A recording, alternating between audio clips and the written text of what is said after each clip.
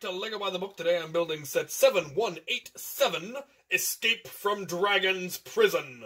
This was sent to me by Sparky Santos, and didn't get opened up in fan mail because he got a message saying that it wasn't properly delivered, and I was pretty sure it was, so I went and checked, and there was one package that was the right size and shape, and so I opened it up, and so I decided I'm just going to build it, because I really want to, because it's a Kingdoms set, another one of those wonderful castle sets that I wasn't able to get when they were in stores because I was in college and poor and had nowhere to keep LEGO. Anyway, but yeah, now I have it, and it looks like it's full of fantastic parts, so I'm going to open it up and build it!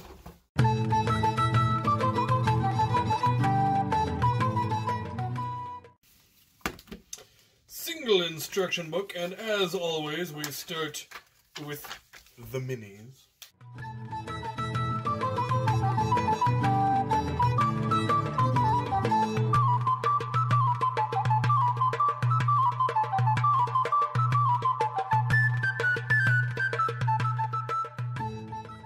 Alright, well this set has 4 minis. We have one evil-looking knight guy, and I love the armor. I don't know that I had this particular breastplate. I have a bunch of breastplates from this line, but I don't know that I had that particular one. One goofy-looking crossbow guy, missing some teeth. We have a... It's like I believe this may be a Smarmington from the noble house of Smarm, but I can't be sure of that. And then we've got a mook. Good mook, but a mook. So, good minifig count. All of those will go towards armies that I have been building, so that is fantastic. Oh, we've got a horse for Wicked Knight Fellow.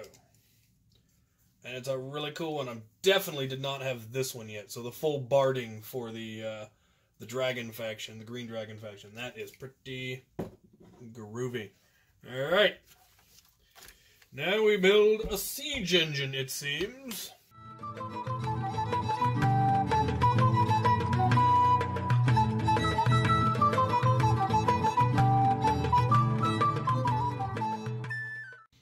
There it is. Siege engine. Kinda shoots stuff.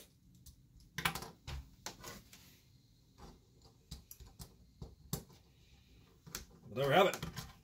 Another little war cart. A lot of those. Alright, let's build this prison.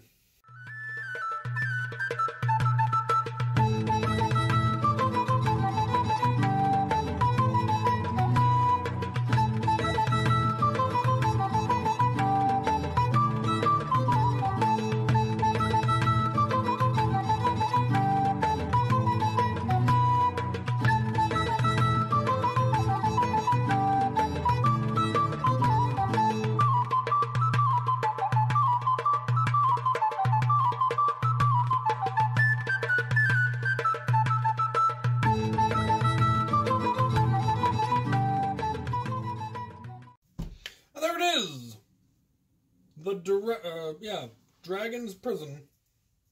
The usual plethora of spare parts, the ones you would expect. A feather, a little slope, little bits. They also give you the parts to fill in the back of the horse, so if you don't want to have a rider on it in the saddle, you can put the part in so it doesn't have a huge hole in his back. I always thought that was really neat of them to do that. We have the prison itself. It has lovely swinging cages, and I did not have this part in this color. I have them in light gray and I have them in black, but I did not have them in this pearlescent gray. It then has a fellow trapped in the prison. It does have some action features. In addition to the crossbow bolt firing, it has a little catapult in the tower that launches round bricks, which is neat. There is a gem in one side of it. I have no idea why it's completely uncaged, why they didn't give you another cage door, but cage door opens up, and that's neat.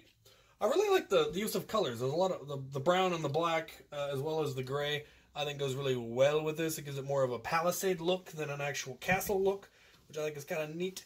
A large variety of minifigs for a set this size, actually. They used to come with a lot more minis in sets than they do as of late, but I think it's neat. The one thing that I don't know if I'm disappointed. I'd have to take a look at the rest of the sets in this line, especially the bad guy's castle, which I don't even know if they have one.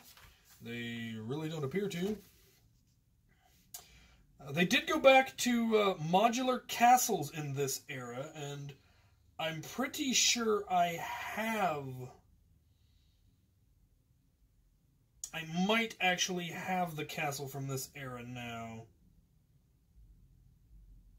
The recent collection that I acquired, I'm pretty sure may have actually come with one of those. It might have been the castle before or after.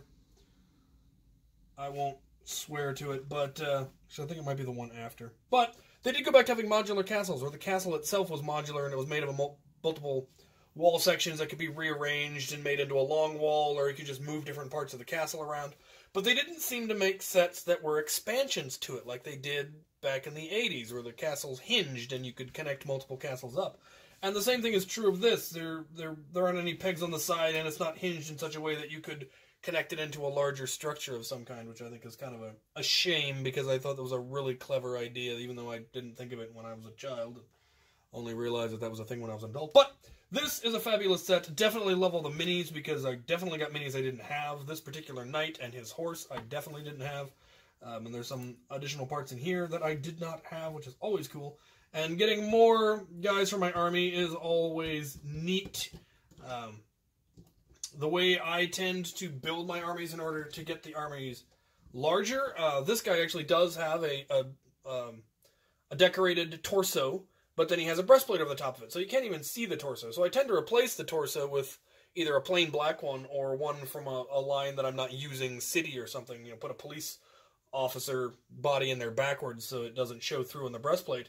And then I can use that textured breastplate to make another minifig, and all I need then is a helmet. So, you know, I can get a helmet cheap enough online as opposed to getting a whole minifigure, and so I get 2 minifigures out of 1, which is handy. So, very, very cool. Thank you so much, Sparky. This is a fantastic set, and there are many parts and minifigs in here that will go towards expanding my diorama. So, that is awesome. Thank you ever so much. Thank you guys for watching.